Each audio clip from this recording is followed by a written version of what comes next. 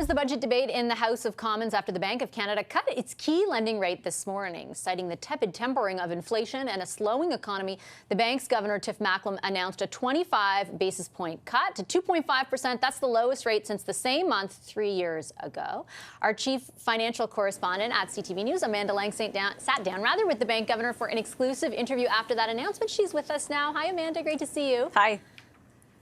I appreciate you making the time. I actually want to start off on the impact of those tariffs because you elicited some really interesting answers and characterizations from the governor on how impactful he views those tariffs thus far. I just want to play a quick clip and then I'll get your insight into what he said.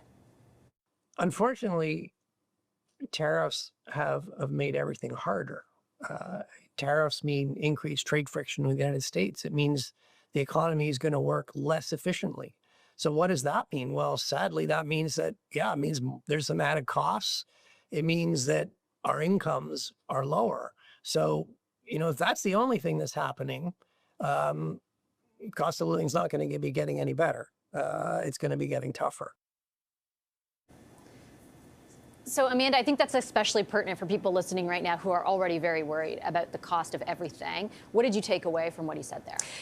A big theme from Tiff Macklem today, both in our conversation and in his statements to the media, really revolved around what the bank can do versus what the bank can't do. And what the bank can't do, of course, is everything that lands squarely with the federal government and other levels of government, too. Tiff Macklem's point is they're reasonably happy with where inflation is right now. They don't love it, but they're comfortable with the range. It's right at the upper end of their target, but they're okay, 2.5% on a closely watched measure. They're more concerned about the economy, but I asked him to walk through again the various scenarios because, of course, the trade picture is still a little murky. We reopen negotiations without knowing where they go. We might wind up with some form of tariff, right? Of not zero tariff on 90% of our trade, but something like 5%, 10%. He kind of couched his answer to me, Vashi. He doesn't strike me as overly concerned absent some dire outcome of those trade talks with the Canadian economy. They do still think we'll get modest growth in the next couple of quarters, 1%, returning to better growth next year. And that's if we get a decent outcome on the trade talks. And also, it would appear to me, it's hard to figure out actually like what those trade talks are actually involving at the moment. Yeah. There's obviously signals that it's a full review / renegotiation of USMCA or CUSMA. But right now, because CUSMA is holding, I imagine, is what is leading to the resilience of the economy outside of those sectors that are so deeply impacted.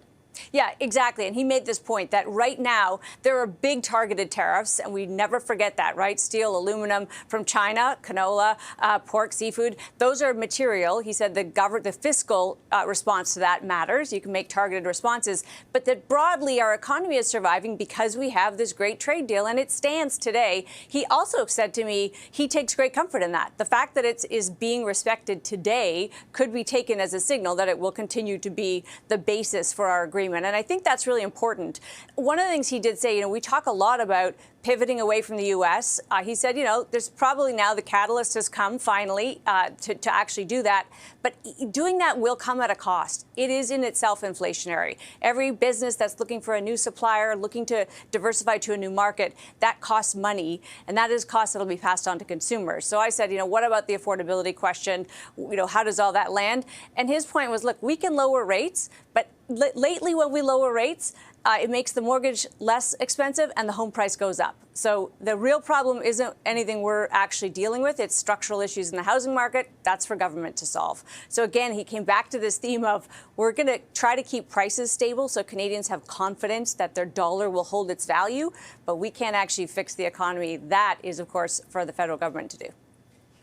Well, I want to jump off that exact point because we've got another clip from your interview that speaks to that thesis. Have a listen. Monetary policy can't really undo the effects of tariffs. It can't reverse that. Structural reform could. And what is that? It's the things we were just talking about. It's reducing interprovincial trade barriers to grow our internal market and make it reduce the cost of doing business in the country.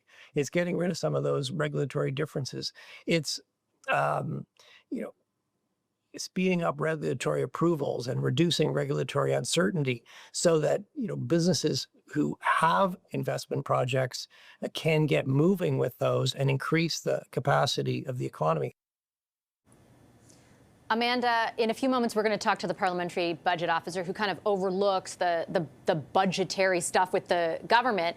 But I wanted to ask you, just given all that Mr. Macklem just laid out around the government's policy with respect to countering the impact of the tariffs domestically, what are you going to watch for in the budget? Like, what is, as far as figuring out what direction the government is going, beyond what they've already said, like, what are you looking for as far as what they do? So to me, the most interesting thing will be, I think, how it's presented. As arcane as that sounds, and we've been warned that we're going to get a new type of accounting that's going to put sort of procedural operations in one bucket and big investments in the other. And that'll be on us, Vashi, you and me and others, to make sure that the numbers still make sense based on other budgets, past budgets.